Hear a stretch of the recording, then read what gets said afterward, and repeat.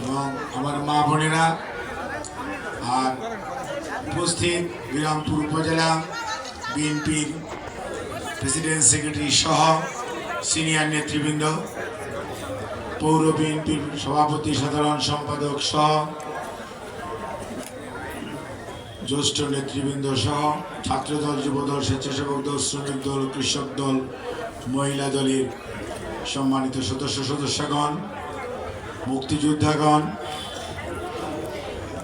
এতিম, আমার ছোট ছোট ভাই এবং বোনেরা, সর্বোপরি মসজিদের ইমাম, মুয়াজ্জিন এবং বিভিন্ন পর্যায়ে সব শিক্ষা প্রতিষ্ঠানের শিক্ষক মণ্ডলীর সদস্যগণ এবং সুধী মণ্ডলী এবং সনাতন ধর্মাবলম্বীদের সম্মানিত সিনিয়র নেতৃবৃন্দ এবং আদিবাসী সম্প্রদায়ের আমার উপস্থিত ভাই ও বোনেরা, আসসালামু আলাইকুম, নমস্কার এবং জোহার। অনেক অনেক শুভেচ্ছা অন্যদের সবার জন্য। সম্মানিত উপস্থিতি, আমরা এই মাগরিবের পরপর আল্লাহ রাব্বুল আলামিনের কাছে অশেষ কৃতজ্ঞতা জানাই। আল্লাহ রাব্বুল আলামিন 12ই ফেব্রুয়ারির জাতীয় নির্বাচনে আপনাদের সকলের ঐকান্তিক প্রচেষ্টা, বিরামপুরের 7টি ইউনিয়ন এবং পৌরসভার 9টি ওয়ার্ড সহ সকল পর্যায়ের মানুষের ভালোবাসায় ধানের শীষ অর্থাৎ বাংলাদেশ জাতীয়তাবাদী দল তথা তারেক রহমান সহ আমাদের উপর যে বিশ্বাস এবং আস্থা স্থাপন করেছে, সেজন্য আমরা মহান রাব্বুল আলামিনের প্রতি যেমন কৃতজ্ঞ, তেমনই কৃতজ্ঞ বিরামপুর উপজেলা এবং পৌরসভার সর্বস্তরের সাধারণ মানুষের প্রতি। এই জন্য আমরা আল্লাহর শুকরিয়া আদায় করি এবং কৃতজ্ঞতা জানাই আমার সেই সব ভাই বোনদেরকে যারা ওই দিন ভোট কেন্দ্রে উপস্থিত হয়ে ধানের শীষের প্রতি আস্থা রেখেছেন, অর্থাৎ আগামী দিনে তারেক রহমানের নেতৃত্বে 31 দফার আলোকে আগামীর বাংলাদেশ সুশাসন, বৈষম্যহীন একটি বাংলাদেশ গড়ে তোলার জন্য বাংলাদেশ জাতীয়তাবাদী দলকে সুযোগ দিয়েছেন। আমরা সেজন্য ওনাদের কাছে কৃতজ্ঞ ও আল্লাহর শুকরিয়া আদায় করি। সর্বোপরি আজকে মহান ভাষা দিবস, ভাষা শহীদ দিবস। 52 সেই রফিক, জব্বার, বরকত, সালাম তাদের আত্মত্যাগে, তাদের শহীদ শাহাদানের মাধ্যমেই আজকে আমরা বাংলায় কথা বলতে পারছি। বাংলা ভাষা বাংলাদেশের রাষ্ট্রীয় ভাষা। তাদের প্রতি জানাই গভীর শ্রদ্ধা এবং আল্লাহ যেন তাদেরকে বেশ নসিব করে। আল্লাহ রাব্বুল আলামিনের কাছে আমরা সবাই এই দোয়া করব ইনশাআল্লাহ। সম্মানিত উপস্থিতি, আমার আসতে দেরি হয়েছে, তার কারণ একদিকে এই নবাবগঞ্জ, ঘোড়াঘাট, হাকিমপুর, বিরামপুর এলাকার 5,57,000 ভোটারের প্রতি দায়, অন্যদিকে আপনাদের ভালোবাসার প্রতিদান হিসাবে আমাদের দলের চেয়ারম্যান জনাব তারেক রহমান যে গুরু দায়িত্ব আমাকে আপনাদের এই মাঠের সবার পর গত পরশুদিন উনি বলছিলেন বিরামপুরের এই জনসভাটি ছিল এযাবৎকালের মধ্যে ওনার করা বাংলাদেশে আসার বৃহৎ এবং সুশৃঙ্খল একটি গণজমায়েত। সেজন্য আমি আপনাদের সবাইকে কৃতজ্ঞতা জানাই। আর উনি যে গুরু দায়িত্ব দিয়েছেন, সেই জন্য আমাকে আজকে রাত্রেও আমার রাত 10টা থেকে মিটিং আছে। সেই জন্যই আপনারা জানেন যে ফ্যামিলি কার্ড বিএনপির নির্বাচনী ওয়াদার অন্যতম। সেটি আগামী ঈদুল ফিতরের পূর্বে ইনশাআল্লাহ বাস্তবায়নের দিকে দল জনাব তারেক রহমানের নেতৃত্বে এগিয়ে যাবে। আর সেই দায়িত্বটি আমাদেরকে অর্থাৎ সমাজ কল্যাণ মন্ত্রণালয়কে সহ অন্যান্য মন্ত্রণালয়কে সাথে নিয়ে আমাদের পালন করতে হবে। কাজে এটি একটি বিরাট কাজ, এজন্য সর্বস্তরের মানুষের সহযোগিতা দরকার। আমাদের চেয়ারম্যান ইনশাআল্লাহ আগামী কয়েকদিনের মধ্যেই ঘোষণা দিবেন কখন কিভাবে এই ফ্যামিলি কার্ডের বাস্তবায়ন হবে। ইনশাআল্লাহ আপনারা এটির ফলাফল ঈদুল ফিতরের পূর্ব থেকেই পেতে থাকবেন আগামী বৎসরকে বৎসর ইনশাআল্লাহ। এবং এটি কোনো অবস্থাতেই কাউকে দেখে দেখে মুখ দেখে, আমরা যেমন নির্বাচনের পূর্বেও বলেছি ফ্যামিলি কার্ড দেওয়া হবে শুধুমাত্র একটাই পরিচিতি, উনি একজন মা এবং পরিবারের মা হিসাবে উনি সবচেয়ে মুরব্বী অথবা উনি দায়িত্বপ্রাপ্ত, সেই মাকেই দেওয়া হবে। দেখা হবে না মার রং কি, মার ধর্ম কি, মার রাজনৈতিক পরিচয় কি, অর্থাৎ সকল মায়েরা।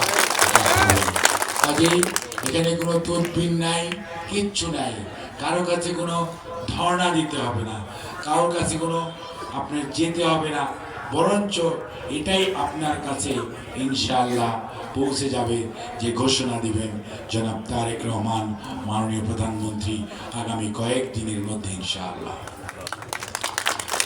সম্মানিত উপস্থিতি, কিছুক্ষণ পরে এশার আজান হবে, তারাবির নামাজে যাবেন আপনারা। আমি আর আপনাদের বেশি সময় আটকিয়ে রাখতে চাই না। আমি শুধু এটিকে বলতে চাই আমরা আপনাদের সাহায্য চাই, সহযোগিতা চাই এবং ঐক্যবদ্ধভাবে আপনারা প্রশাসনকে সহযোগিতা করবেন। আমরা অতীতের ভুল থেকে শিক্ষা নিয়ে ভবিষ্যতে ভালো কিছু করতে চাই, যার মাধ্যমে মানুষ যাতে 18 বৎসরের দুঃখ বেদনা তিক্ত অভিজ্ঞতা ভুলে যেয়ে আগামীর বাংলাদেশ গড়ার জন্য সবাই ঐক্যবদ্ধভাবে একই সাথে এগিয়ে যায়। আর আমরা সেই কাজে বিএনপির সকল নেতাকর্মী, অঙ্গ সহযোগী সংগঠনসমূহের সকল নেতাকর্মীকে উদাত্ত কণ্ঠে আহ্বান জানাতে চাই, আপনাদের দায়িত্ব এখন অপরিসীম। মনে রাখতে হবে নেতা বলেছেন এবার দেশ গড়ার পালা, আর সেই দেশ গড়ার নেতৃত্ব দিবেন জনাব তারেক রহমান, কিন্তু সৈনিক হিসাবে কাজ করতে হবে, আপনাদেরকে সহযোগিতা করতে হবে। আপনাদের স্থানীয় প্রত্যেকটি প্রশাসনের সর্বস্তরে কোথাও যাতে কোনো বিশৃঙ্খলা না হয়, কোথাও যাতে কোনো দখলদারি না থাকে, কোনো চাঁদাবাজি না থাকে, কোনো সন্ত্রাসী না থাকে, কোনো ধরনের মানুষের উপর জুলুম না হয়, সেটি খেয়াল রাখার দায়িত্ব জাতীয়তাবাদী দলের এই পরিবারের প্রতিটি সদস্য আপনাদের। মনে রাখতে হবে এই দেশ আপনাদের, আমাদের সবার, সেই সনাতন ধর্ম হোক, আদিবাসী হোক, খ্রিস্টান হোক, বুদ্ধিস্ট হোক, ইসলাম হোক, যারাই হোক, আমাদের পরিচয় আমরা বাংলাদেশি, আমরা বিরামপুরবাসী। এই পরিচয়ে মনে রাখবেন পরিচিত হতে হবে। কোনো অবস্থাতেই কোনো বিশৃঙ্খলায় আইন নিজের হাতে তুলে নেওয়া যাবে না, আইনকে তার নিজস্ব গতিতে চলতে দিতে হবে। আইন শৃঙ্খলা রক্ষাকারী বাহিনী আছে, দেশে আইন আদালত আছে, দেশের প্রশাসন আছে, তারা তাদের কাজ করবে, তাদেরকে আপনারা সহযোগিতা করবেন। কোথাও ভুল ভ্রান্তি, কোথাও বিশৃঙ্খলা দেখলে আপনারা বরঞ্চ সম্পূরক হিসাবে দায়িত্ব পালন করবেন। মনে রাখবেন এতদিন আঙ্গুল তুলেছেন মানুষের দিকে, এবার কিন্তু মানুষ আঙ্গুল তুলবে আপনাদের দিকে। সিদ্ধান্ত নিতে হবে আমরা কি অতীত থেকে শিক্ষা নিয়ে সামনের দিকে মানুষকে এমনভাবে এগিয়ে নিয়ে যাব যাতে কোনো মানুষ আঙ্গুল না তুলে আপনার পাশে এসে দাঁড়ায় এবং বলে চলুন আমরা একসাথে কাজ করি, দেশ গড়ার কাজে আমরা সবাই সক্রিয়ভাবে অংশগ্রহণ করি। আপনারা মনে রাখবেন যত রাস্তাঘাট আছে সেই রাস্তাঘাটের যা আছে প্রত্যেকটি ওয়ার্ডের, প্রত্যেকটি ইউনিয়নের প্রতিজন নেতা এবং উপজেলা পৌরসভা নেতৃবৃন্দকে বলবো আপনারা উপজেলার ইঞ্জিনিয়ারদের সাথে, পৌরসভার ইঞ্জিনিয়ারদের সাথে বসবেন।